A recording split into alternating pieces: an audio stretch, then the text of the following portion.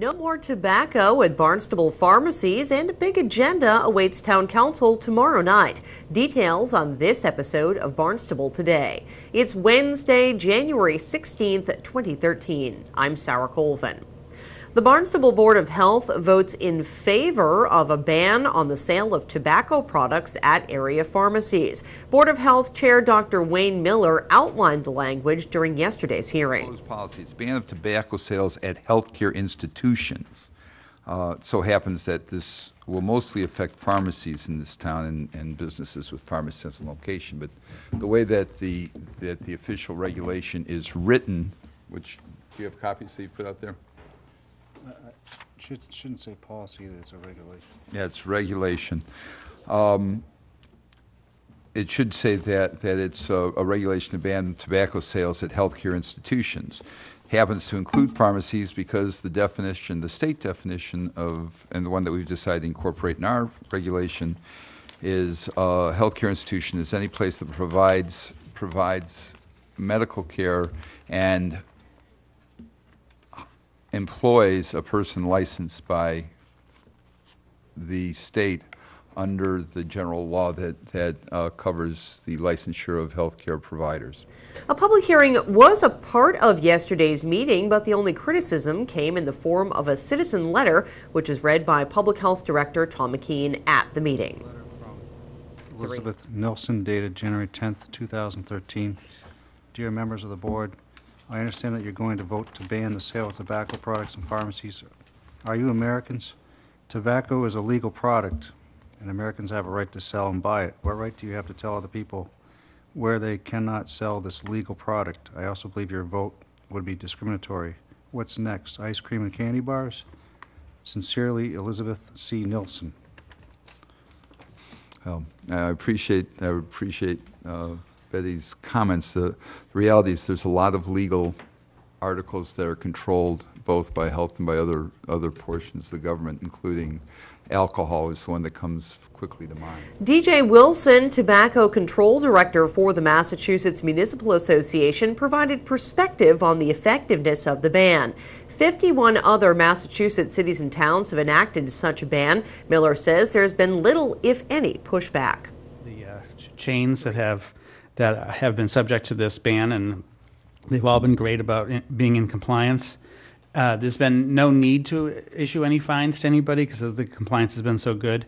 To date, we have no lawsuits happening, and we have so far no evidence from any of the chains that they've come forward with any issues surrounding losing business on tobacco or losing collateral business. And so all in all, this has been a very effective policy and has gotten great compliance statewide. Great. Thanks for the input. The board voted unanimously in favor of the ban. It goes into effect 60 days from Tuesday. That's on March 15th. Town Council meets tomorrow night. A hefty agenda awaits councilors. At Tuesday's press conference, Town Council President Dr. Deborah Dagbon outlined the orders of the day. Under the orders of today, old business, we will be revisiting some of the ordinances that were brought forth at our last meeting.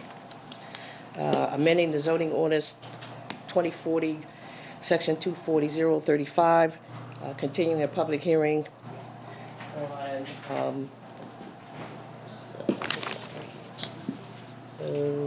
the 40 ordinance about groundwater protection overlay. That was one that was postponed by the water board. Amending zone code of Barnstable General Ordinance by inserting Chapter 160, problem properties. That's going to be a continued public hearing. Amending the code of Barnstable General Ordinance by inserting Chapter 54, the building and property maintenance ordinance will be moved forward to a public hearing. Amending the code of Barnstable General Ordinance Chapter 59, comprehensive occupancy, will be continued to a public hearing. Amending code of Barnstable General Ordinance Chapter 170, rental properties, will also be continued to a public hearing. Amending code of Barnstable General Ordinance Chapter 133, which is the noise, general ordinance on noise, will be continued to a public hearing. And amending the General Ordinance Article 1, Section 1 to 3, Chapter 170, the rental registration will will also be continued to a hearing on the 17th. And finally, amending the General Code Chapter 76 Schedule of Fees for will go forward on for a public hearing. Under new business, we have 2013-066 appropriation and loan for $633,000 for private road repairs. It will be referred to a public hearing on February the 7th. 2013-067, authorizing the contract length for golf carts at the Old Barnstable County Fair Golf Course. And that will be acted upon on Thursday. 2013-068, approving a conservation restriction from the Barnstable Housing Authority to the Barnstable Land Trust, Incorporated. And 2013-069, we will be amending the administrative code by adding section 242.44.2, Problem Properties Appeals Committee, and that will be put forth through our first reading.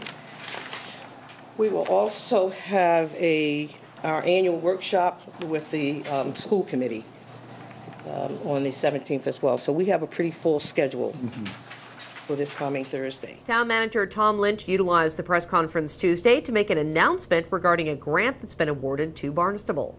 The town of Barnstable has been fortunate to receive a Gateway City Program grant in the amount of $202,369.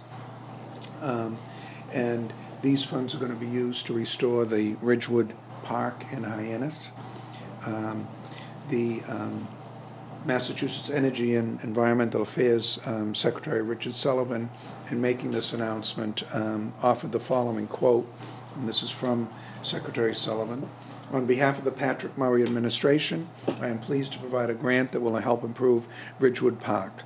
The Gateway Cities Parks program is a vital tool that has benefited many of our state's communities, such as Hyannis, helping to improve public health, enhance quality of life, and encourage economic vitality. Director of Growth Management Joanne Miller-Buntich says her department has been working closely with residents of the so-called Tree Streets neighborhood to craft a plan for Ridgewood Park. We had seen the park. It's sort of has stayed still in time, and it hasn't deteriorated, but it hasn't been improved, and it's sort of outmoded and doesn't really serve the needs of the residents. It was a terrific series of meetings we have with the neighbors. We learned about their neighborhood and about how they feel about the park, and so we heard very clearly from them what they wanted, which is very modest and low scale. Not a lot of playground equipment, not a lot of plantings, not a lot of landscaping, but they would like to use the park more. So Growth Management began to look for money. We applied to the traditional venue of the park grant, which is the old urban self-help grant, and we were turned down on the first round, but encouraged to apply again. In order to apply for the park grant, we have to have the match in place, and the council had dedicated that match. And then we began to work with the Gateway Cities Park program. Hyannis is one of Barnstable is one of 24 Gateway cities in the Commonwealth, and they like to. This is one of the ways that they bring existing funds and resources to Gateway Cities is through the Parks program.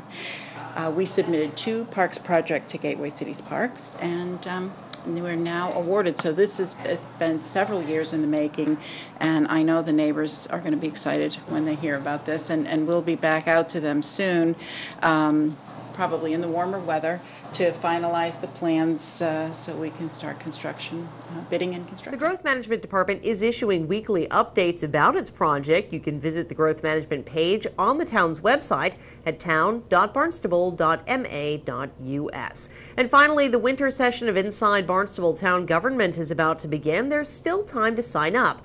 The 11-week course highlights the various functions of town government in a fun and educational way.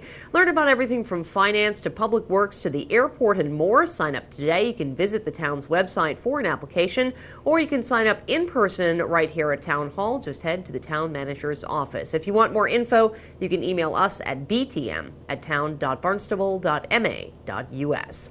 With Barnstable Today, I'm Sarah Colvin.